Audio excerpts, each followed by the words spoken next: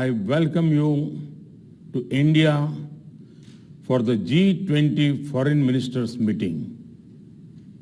India has selected the theme of One Earth, One Family, One Future for its G20 presidency.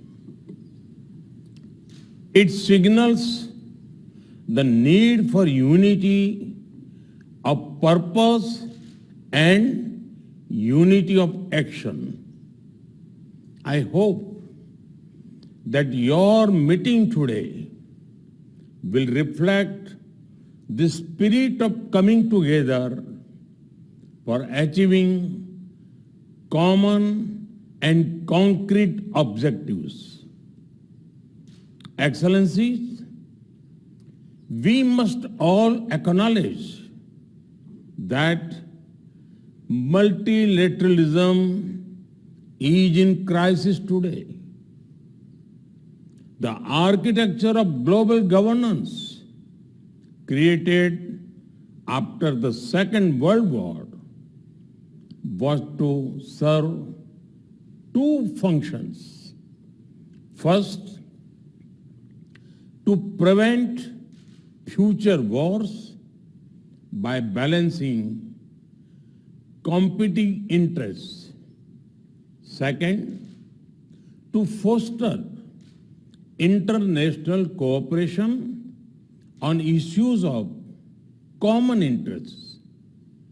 The experience of the last few years, financial crisis, climate change, pandemic, terrorism, and wars clearly shows that global governance has failed in both its mandates. We must also admit that the tragic consequences of this failure are being faced most of all by the developing countries. After years of progress, we are at risk today of moving back on the sustainable development goals. Many developing countries are struggling with unsustainable debt while trying to ensure food and energy security for their people. They are also the ones most affected by global warming caused by richer countries.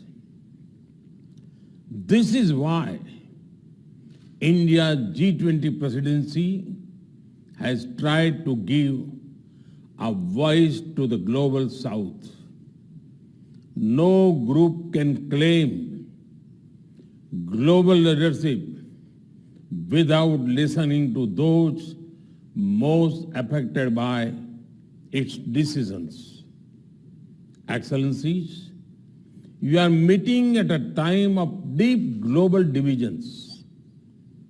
As Foreign Minister, it is but natural that your discussions are affected by the geopolitical tensions of the day. We all have our positions and our perspectives on how this tension should be resolved. However, as the leading economies of the world, we also have a responsibility toward those who are not in this room. The world looks upon the G20 to ease the challenges of growth, development, economic resilience, disaster resilience, financial stability, transnational crime, corruption, terrorism, and food and energy security.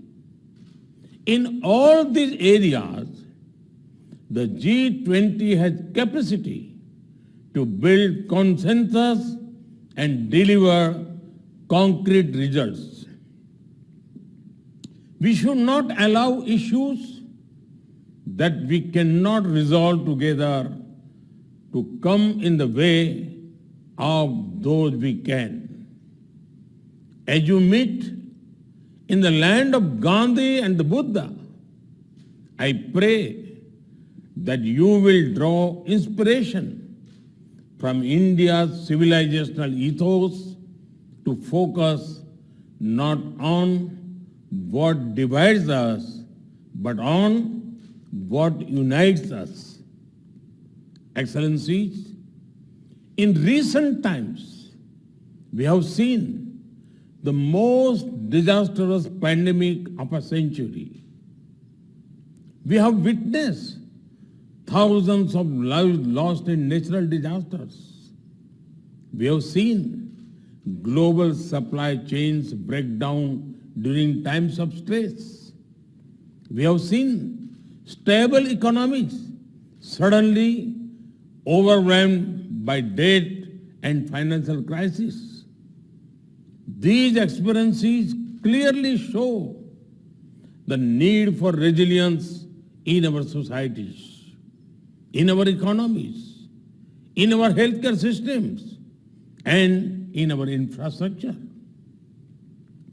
The G20 has a critical role to play in finding the right balance between growth and efficiency on one hand and resilience on the other. We can reach this balance more easily by working together.